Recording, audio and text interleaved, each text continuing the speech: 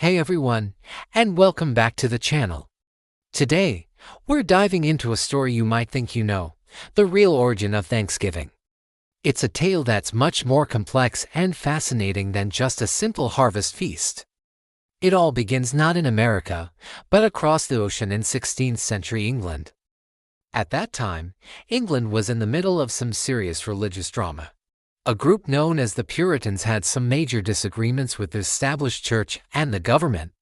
They believed the country's laws should strictly follow their interpretation of religious doctrine.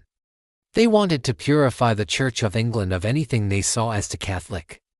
And they challenged the authority of the king himself. In their view, all believers were equal before God, which was a radical idea that put them in direct opposition to the monarchy.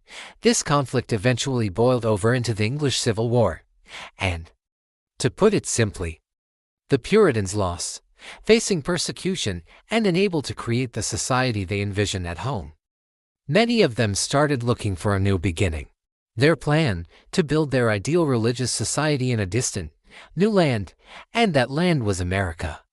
The very first group of these separatists to make the journey were the ones we now call the Pilgrims. In 1620, after a grueling journey across the Atlantic, they landed their famous ship, the Mayflower, in what is now Massachusetts. There, they established the Plymouth colony, but their new life was incredibly harsh. The first winter was brutal. They had arrived too late to plant crops, and the food they had brought with them was running dangerously low. Survival looked grim. This is where the story takes a crucial turn. The Pilgrims were not alone. The Wampanoag people had lived on that land for generations, and they saw these struggling newcomers. It was the help of the local Native Americans that made all the difference.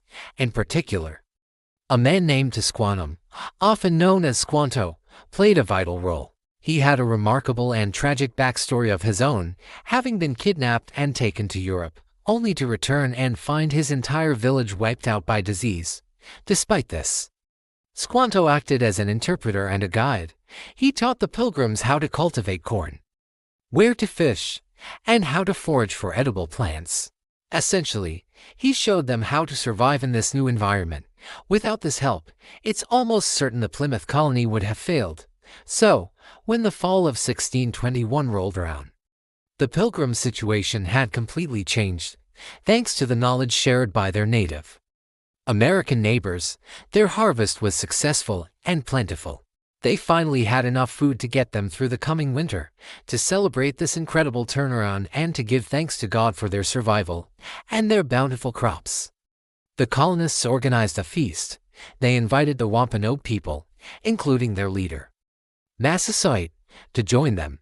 This three-day celebration, a shared meal between the English settlers and the Native Americans who had helped them, is what we now remember as the first Thanksgiving. It was a moment of cooperation and gratitude in a story that would, unfortunately, become much more complicated and fraught with conflict in the years to come. So, while we often picture turkey and cranberry sauce, the true story of Thanksgiving is rooted in religious conflict, a perilous journey for a new life, and the critical act of kindness and cooperation between two very different cultures.